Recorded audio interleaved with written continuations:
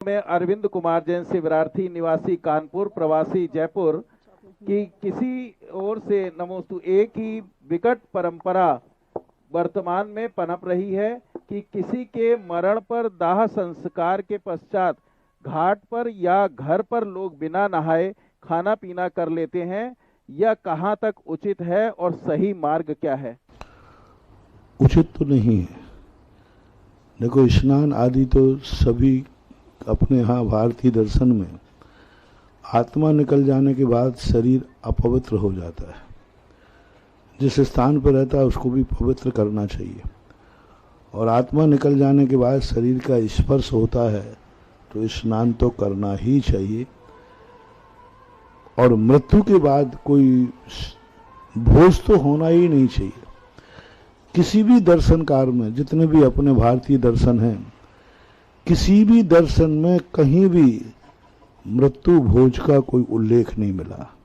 किसी भी दर्शन में, जितने भी अपने भारत के दर्शन हैं, सब पुराण पुरुषों में मरण तो होते रहे हैं, लेकिन उसके उपलक्ष्य में मृत्यु भोज देने की परंपरा ये बिल्कुल भी गलत है। वैसा ही, बल्कि मेरा सिद्धांत तो ये है कि उल्टा होना चाहिए। जिसके यहाँ कोई मर जाए उसको 13 दिन तक समाज वालों को भोजन कराना चाहिए, क्योंकि वो दुखी है, घर में नहीं खा पा रहा है, नहीं बना पा रहा है, तो अपने घर बुलाकर उसको खिलाओ। उसके घर जाना, उसके घर करना, और ये और बता देना कि मृत्यु भोज नहीं कराया तो उस आत्मा का कल्याण या भटकती रहती है।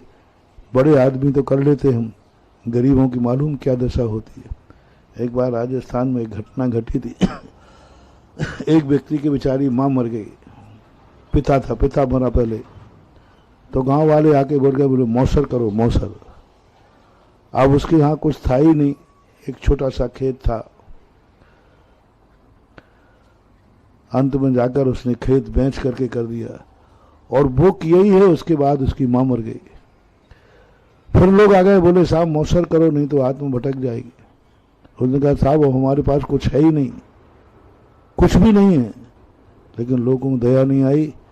वो अंदर गया और अपनी खुद की हत्या करके बता दिया कि अब मैं ही मौसर में बचा हूं, अब मेरी जान दे दे। उसने दे दी, और जब उसके मरने के बाद सारे पंच गायब हो गए, अब कोई इनको भूत नहीं लग रहा है, पूरा घर मिटा दी।